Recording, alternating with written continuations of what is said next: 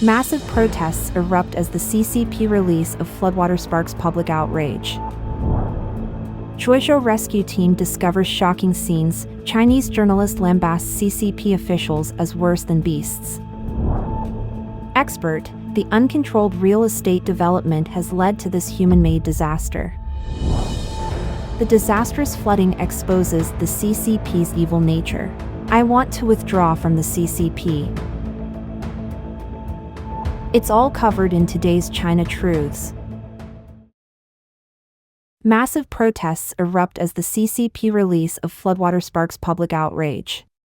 As previously reported, in northern China, numerous regions have been struck by devastating floods, causing significant inundation in many villages.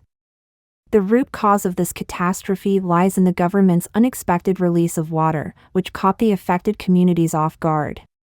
To protect major cities like Beijing, Tianjin, and Xiamen, the Chinese Communist Party, CCP, intentionally diverted the floodwaters towards rural areas that were previously not considered vulnerable to such disasters. Tragically, this decision resulted in farmers becoming sacrificial pawns, bearing the brunt of the calamity for the greater urban center's security. Among them is Bazhou City in Hebei Province.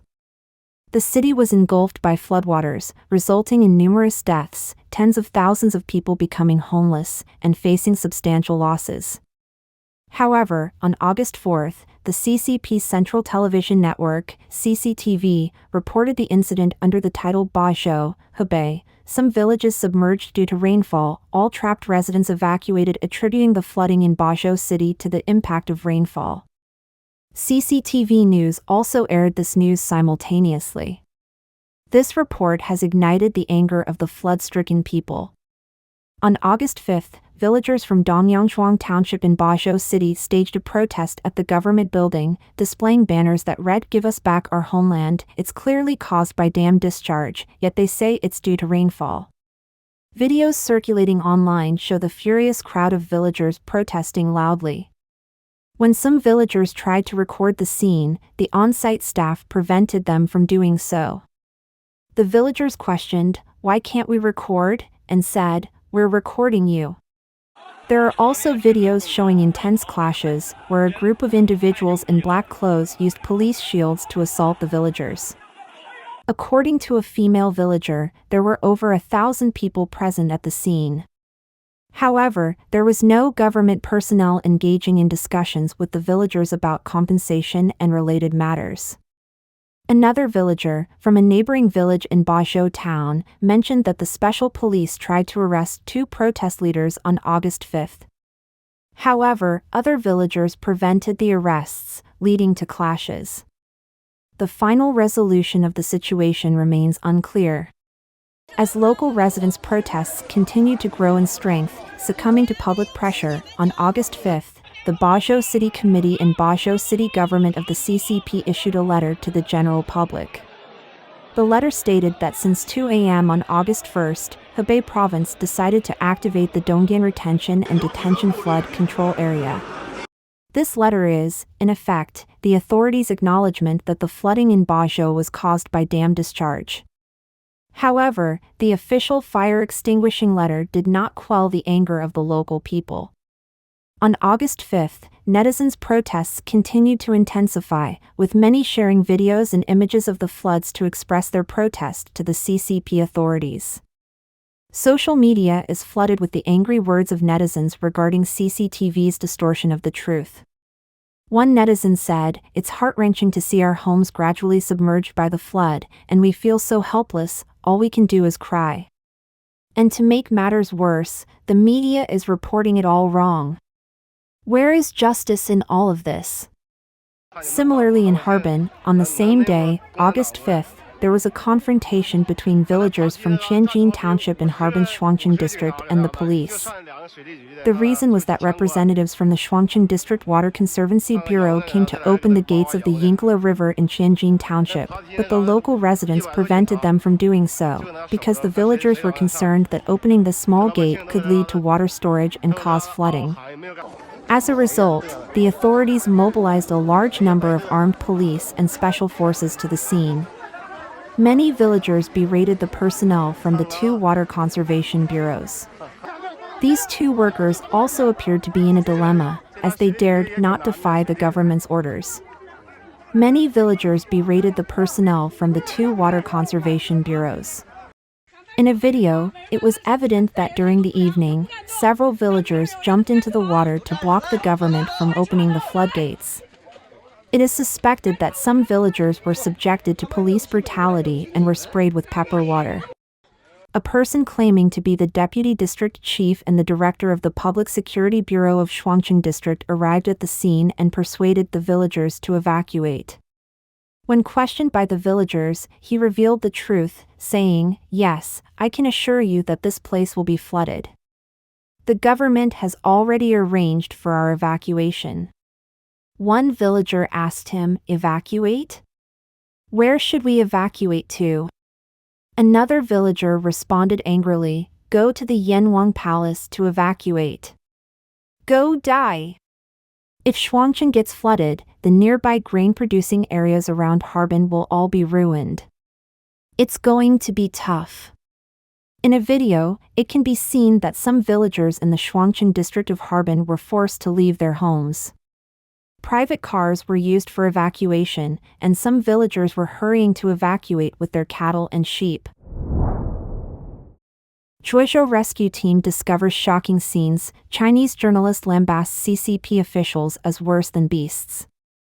As we have been reporting recently, Zhuozhou, a county-level city with nearly 400,000 inhabitants in Hebei province, has suffered significant losses as it became a sacrificial object to bear the brunt of the floods in order to protect Beijing in recent days, resulting in a high number of casualties.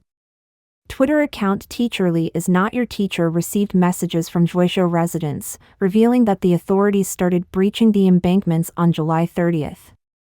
Over the following 3 days, more river embankments were opened, leading to a wider area of flooding in Zhuozhou. Currently, the local officials have not appeared at the disaster relief site and have not issued any assistance notifications. Rescuers have disclosed that upon opening doors, they were shocked to discover the horrifying scene when they entered homes, bodies floating everywhere. According to reports from the CCP's official media, as of 10 a.m. on August 1st, there were 133,913 people affected by the disaster in the entire city, with 0 deaths and 0 missing persons. There were 146 affected villages, covering an area of 225.38 square kilometers. As of 5 p.m. on July 31st, the total affected agricultural area was 9,726 mu, equal to 6.48 million square meters. Up until August 5th, there have been no further updates on the official information regarding the disaster in Zhuozhou. There is a widely circulated post on mainland Weibo, containing an account of the situation in Zhuozhou by a reporter from Southern Weekend, angrily denouncing the CCP officials as worse than beasts. Zhuozhou plunged into chaos, nobody takes charge, apocalyptic scenario? Amidst Zhuozhou plunged in chaos, the mayor and party secretary of Zhuozhou have been absent for several days. Concerned netizens have posted a missing persons notice, urgently seeking the mayor and party secretary of Zhuozhou, as the city is facing an unprecedented disaster, and the people need someone to take charge and reveal the truth. On the evening of August 3rd, the Flood Control and Drought Relief Command in Zhuozhou issued an announcement calling for social donations. They provided the bank account for monetary contributions and a contact number for material donations, also pledging to actively accept supervision from all sectors of society. In response to this, some netizens left comments, saying, "Nobody should donate money. Zhuozhou is not lacking funds or supplies. Just go to the vocational education center and see for yourself."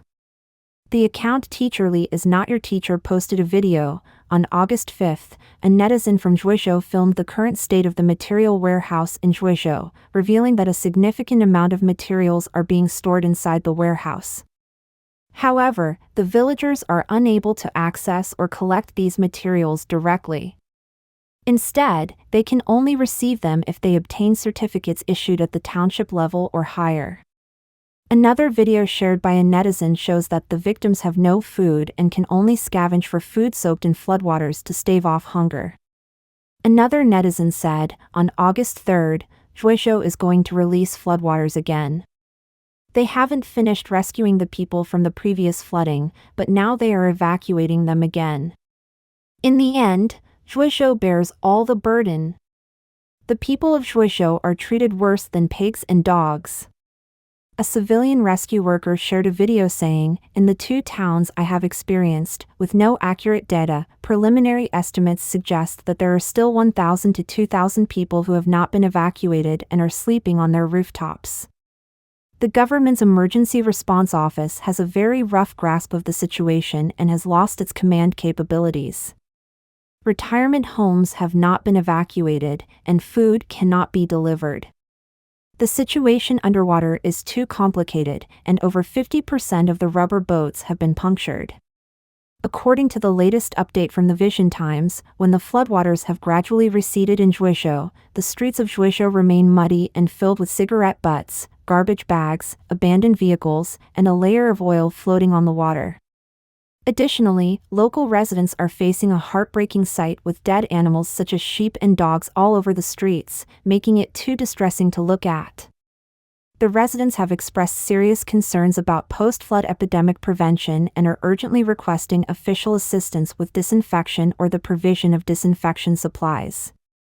Notably, on August 4th, Zhuizhou City Disease Prevention and Control Center mentioned that after heavy rainfall and flooding, the ecological environment deteriorates, leading to the breeding of mosquitoes and insects, and the contamination of water sources and food. Coupled with the psychological and physical fatigue of the affected people, which weakens their immune systems, these factors may trigger the occurrence of infectious diseases and related illnesses. Therefore, caution is necessary to prevent a potential outbreak after this major disaster. Expert, the uncontrolled real estate development has led to this human-made disaster. Following the catastrophic floods that swept through various provinces in northern China, causing widespread devastation in places like Fangshan and Mentugu districts in Beijing, as well as Zhuizhou City in Hebei, analysts have been examining the root causes of this disaster. Among the findings, one significant concern highlighted by experts is the excessive growth of the real estate sector on the mainland, which is recognized as one of the factors that led to this calamity. Videos show that in Mentugu district, Beijing, only the village archway of Dingjian village remains standing amidst the floodwaters, with the entire village reduced to ruins. In a village beside the railway, only 2 or 3 houses are left, as all others have been washed away by the floods. A resident of Mentugu district, Lu Yunlan, pseudonym, stated on the 5th that the urban area of Mentugu is only as large as 2 areas in Singapore, and 95% of the region is mountainous. People living on the mountainside have built their houses there, and there are 3 reservoirs, namely Guantang Reservoir, Luopoling Reservoir, and Sanjiadian Reservoir.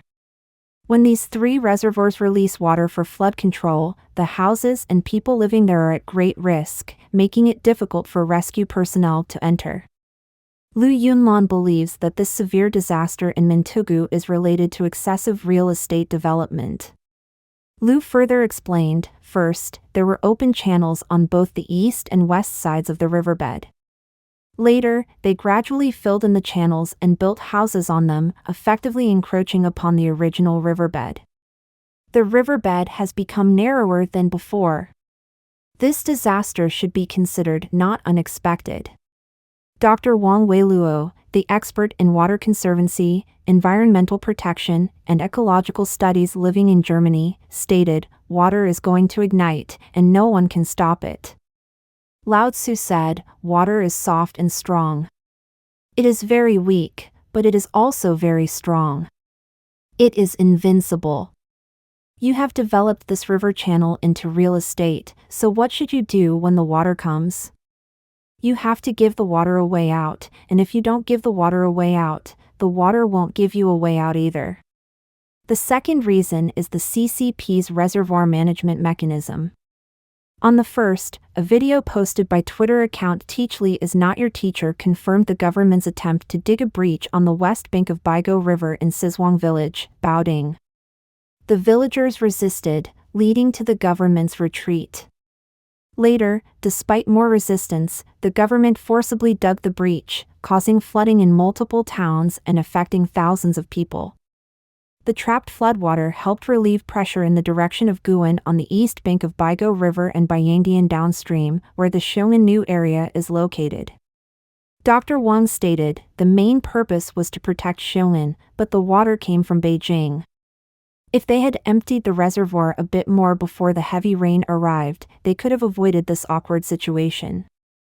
They should have released the water from the reservoir in anticipation of possible events on the 28th.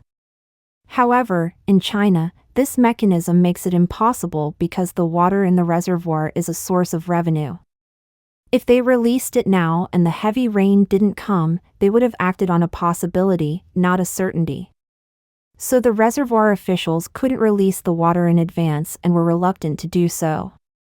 They only wait until the reservoir is about to breach before releasing the water in an emergency. There's one exception: if the Central Flood Control Headquarters issues an order for water discharge, the Central Flood Control and Disaster Relief Headquarters will provide financial subsidies from disaster prevention funds to support the water discharge. This is the mechanism they have in place. Dr. Wang also pointed out that the flow of the Hai River, which connects Beijing to Tianjin and the Bohai Sea, is entirely controlled and manipulated by the CCP. Currently, discussions related to this topic and expert responses regarding the release of floodwaters from Hebei and Tianjin to protect Beijing have been censored on Weibo. The disastrous flooding exposes the CCP's evil nature. I want to withdraw from the CCP. On August 2, Liu Xinzhu, a Beijing netizen, expressed that the disastrous flooding in the city exposed the evil nature of the CCP. The CCP, boasting as the infrastructure maniac, reveals its true colors with just a bout of heavy rain. Moreover, this is happening in the capital city of Beijing, which is relatively better developed in terms of infrastructure. If such a disaster occurred in remote areas, it would be even worse. They can't even handle such a basic engineering task as flood control, so what else can they do well? What's even more despicable is that the government has never cared about our well-being. Whenever I sought help online, my posts were deleted. This torrential rain has truly shown me the evil side of the CCP. I want to quit the organization and erase this shameful mark. Zhang Tianyi, another citizen from Hebei, stated, in June 2020, I successfully bypassed the Great Firewall using technical means. Over the past 3 years, I have witnessed the darkness under the CCP system, the secondary disasters during the pandemic, and the evil deeds in its history. What is hell? I believe that living under the CCP's rule in China is a real-life example of it. I am fortunate to have broken free from the brainwashing under the CCP's influence. However, I am also unfortunate because my morals and conscience prevent me from committing acts that harm others and go against reason, leaving me unable to earn enough money to escape this hell. Perhaps, the most sorrowful are not those brainwashed individuals, but people like me who have recognized the CCP's evil but are powerless to act. Lastly, I willingly renounce my membership in the Chinese Young Pioneers and Communist Youth League. The Tudeng movement, also known as the Quitting the Chinese Communist Party movement, is a non-violent movement in China that urges citizens to sever their connections with the CCP and its affiliated organizations. This is achieved through a public declaration renouncing any previous ties with the party, including its affiliated groups like the Communist Youth League and Young Pioneers. These disavowals are collectively known as the Three Withdrawals. The Tudeng movement was triggered by the editorial series 9 Commentaries on the Communist Party, first published in the Chinese-language edition of the Epoch Times on November 19, 2004. The series comprehensively exposes the bloody history of the CCP and gives an in-depth analysis of the deceptive, violent, cultish, and rogue nature of the party in different areas of history, politics, economy, culture, and faith. Under the communist system, children as young as 6 years old are required to join the Young Pioneers and to swear an oath to be ready to contribute all their strength to communism. Children in high school are asked to join the Communist Youth League on a semi-compulsory basis and are required to make a similar vow again. When they are grown up, they are required again to make a vow to dedicate their lives and their blood to struggle for communism. It is the beginning of a lifelong process of brainwashing that binds them in a very deep spiritual way to the CCP. The Tuodang movement seeks to gradually disintegrate the party by encouraging each Chinese person to withdraw the vows they have given to the CCP.